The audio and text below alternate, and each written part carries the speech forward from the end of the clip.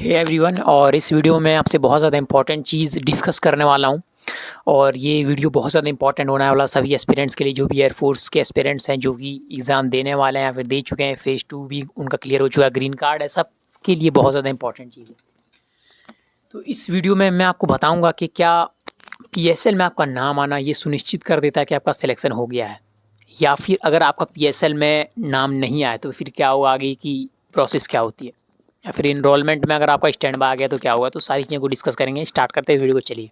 Alright guys, देखो, सबसे पहले यहाँ पर बात कर लेते हैं कि पीएसएल क्या होता है। तो भाई पीएसएल होता है प्रोविजनल सिलेक्शन लिस्ट। अब प्रोविजनल फोर्स वाले नोटिस करके यहाँ पर ये बता देते हैं कि ये कोई गारंटी नहीं है कि आपका सिलेक्शन हो ही गया है।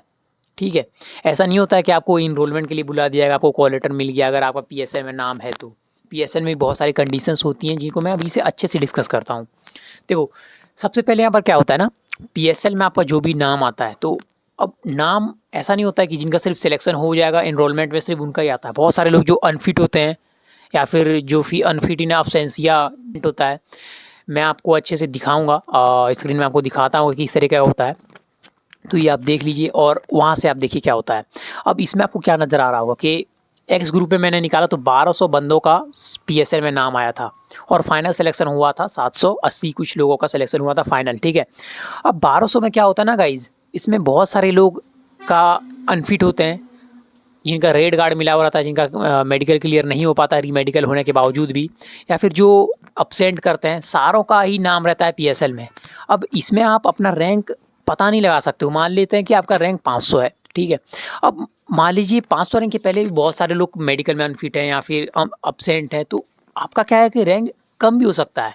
आपका क्या है कि रैंक कभी बढ़ भी सकता है, फिर कम भी हो सकता है। ज़्यादातर कम ही होता है। अगर आपका रैंक 400 है तो आपका 370 75 पहुंच जाएगा, क्योंकि बहुत सारे लोग अनफिट होते हैं, अपसेंट होते हैं, तो ये सारी चीज़ें होती हैं।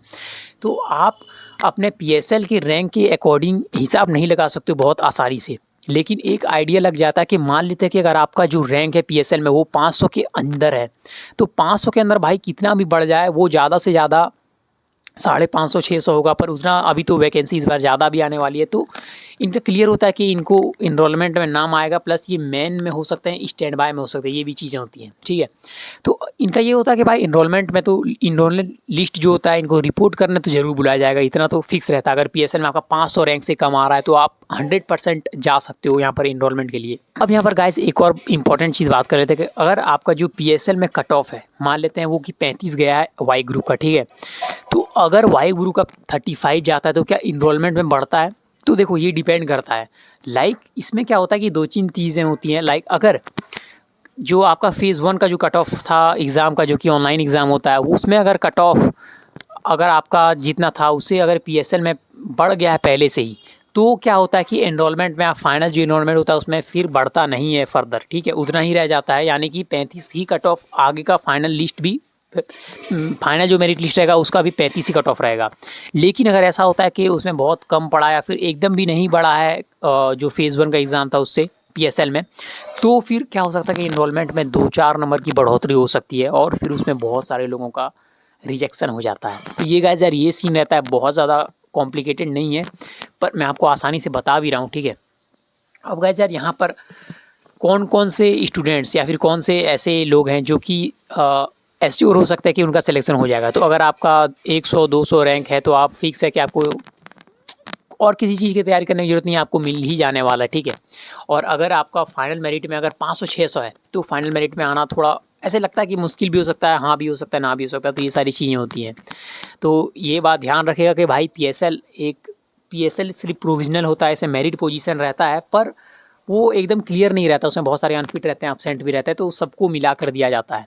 अब यहाँ पर कुछ स्टेट्स की बात कर लेते हैं। तो वाई ग्रुप में पीएसएल में 1200 का नाम था, उसमें से 780 कुछ कैंडिडेट्स का सिलेक्शन हुआ था। ठीक है, बाकी का नहीं हो पाया था, बहुत सारे लोग स्टैंड बाय में थे, बहुत सारे लोग मेन में तो रहे, बाकी स्टैंड बाय में ही बहुत सारे चले गए। तो द गाइज यार, ये सीन होता है पूरी। तो बस गाइज, यहाँ पर इतना वीडियो था। अगर वीडियो आपको जरा सा भी अच्छा लगा, हेल्पफुल लगा, तो लाइक कीजिएगा और अपने दोस्तों के साथ जरूर शेयर कीजिएगा। तो चलिए, मिलते हैं आपसे अगली वीडियो में।